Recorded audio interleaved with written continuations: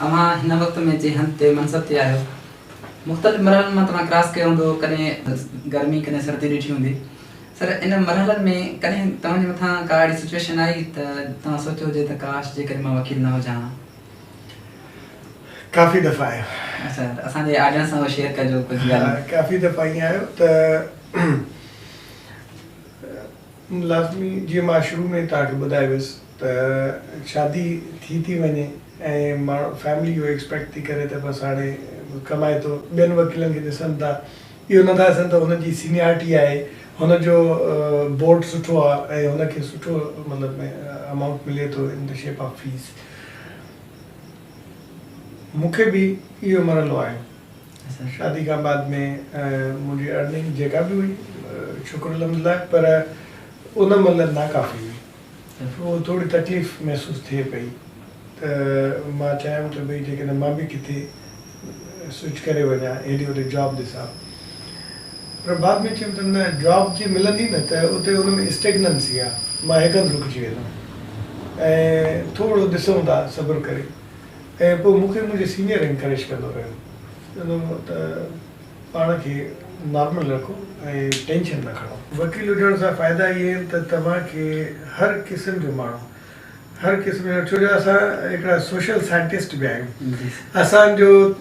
Engineer बि client थी सघे थो, असांजो डॉक्टर बि क्लाइंट थी सघे थो, इवन जज बि असांजो क्लाइंट थी सघे थो। काफ़ी मामला अहिड़ा आहिनि जेके जजिस जे अगेंस्ट केसिस थींदा आहिनि, इवन मां रिप्रेज़ेंट कयो आहे काफ़ी जजिस खे, ऐं उन्हनि जा सर्विस मैटर्स थियनि था, उन में उहे इंगेज था कनि। जॾहिं असां जज जा वकील थी था वञूं पोइ असां इंगेज था कनि त इन खां वधीक असांखे कहिड़ी ख़ुशी थींदी। हर माण्हू तक़रीबन जेको सोशल इन सोसाइटी जो हिसो आहे त उहो मोहताज आहे वकील जो रिगार्डिंग लीगल इशूज़। हर माण्हू सां लीगल इशूज़ आहिनि,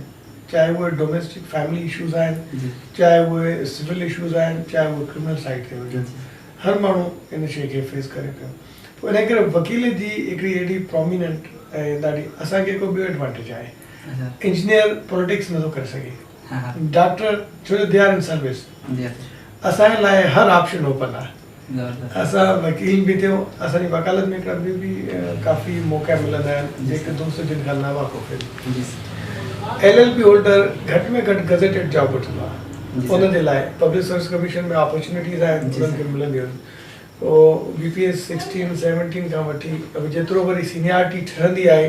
त BPS 20 में बि असां वटि डायरेक्ट अपॉइंटमेंट थींदी आहे,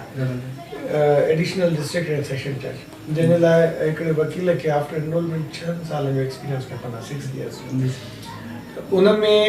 इहा मज़ाक न आहे त 6 सालनि जी स्टैंडिंग सां डायरेक्ट तव्हांखे BPS 20 वारी जॉब मिले।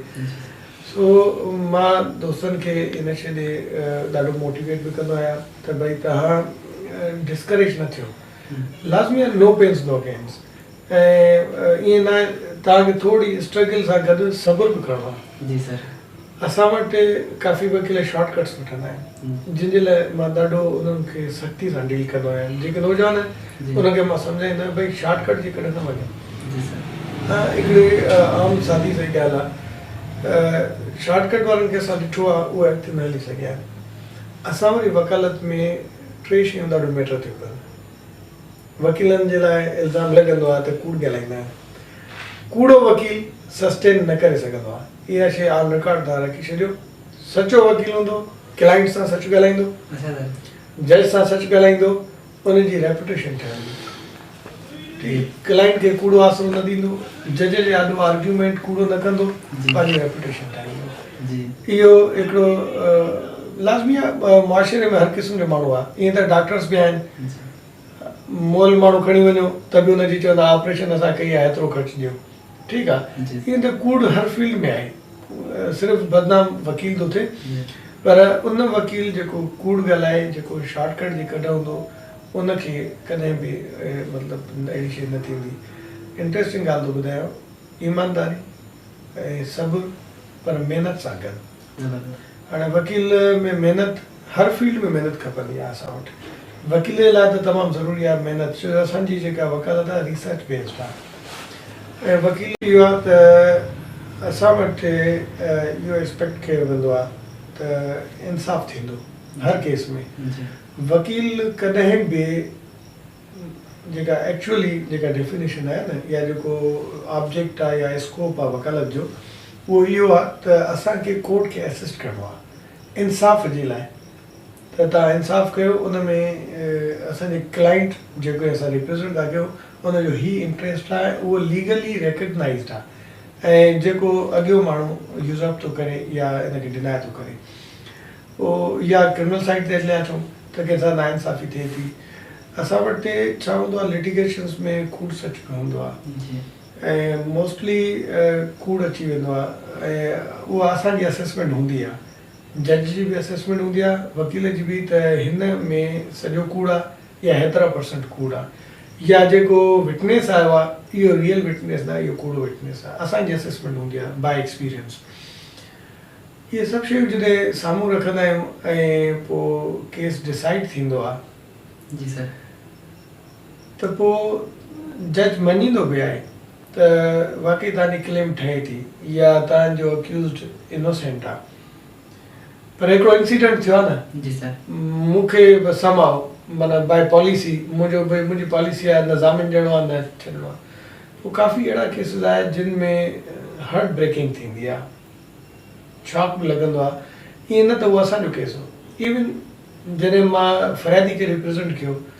मुंहिंजे केस में एतिरो स्टफ न हुयो मां फ़रियादी खे ॿुधायो त जवाबदार आज़ादु थी वेंदो छो जो मां तव्हांखे ॿुधायां कूड़ न आहे ॻाल्हाइणो हूंदो पंहिंजे क्लाइंट सां सच ॻाल्हाइणो हूंदो आहे